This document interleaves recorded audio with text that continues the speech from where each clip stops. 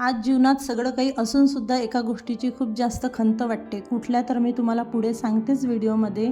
तर आम्ही गेलो होतो दत्तजिरी येथे. मेळघाटमध्ये असलेल्या प्रत्येकालाच माहिती आहे की दत्तजिरी कुठे आहे आणि तिथलं वातावरण किती सुंदर असतं. पावसाळ्यामध्ये खूप जास्त निसर्गरम्य वातावरण असतं आणि दत्तजिरी जे गाव आहे तिथले घरंसुद्धा खूप छान आहेत, छोटे छोटे, आणि तिथे पाळीव पक्षी प्राणी खूप जास्त आहेत.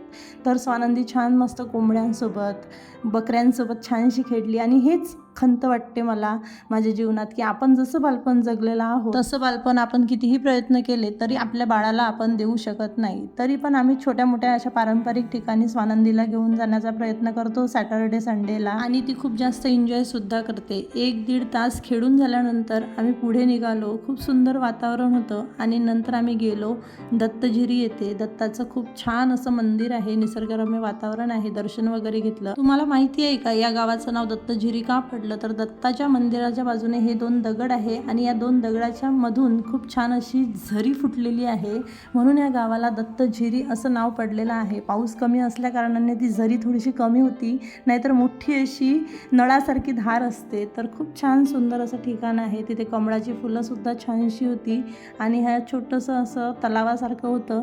स्वानंदीला त्याच्यामध्ये उडी मारायची होती आणि अंघोळ करायची होती. त्या कासवाला पण पकडायचं होतं. स्वानंदीला तिथे गेल्यानंतर अजिबात अनोळखी वाटलं नाही. ती जिकडे तिकडे एकटीच फिरत होती, इकडे जायचं तिकडे जायचं. आणि ही आहे विहीर, तिथे फुल भरलेली होती आणि स्वानंदी म्हणत होती की ही नदी आहे. दर्शन वगैरे घेऊन झाल्यानंतर आम्ही थोडंसं पुढे गेलो, वेफर्स वगैरे घेतले आणि आणखी थोडंसं टेकडीवरती गेलो, पहाडावरती, जेणेकरून छान आपण या निसर्गाचा आस्वाद घेऊ शकू.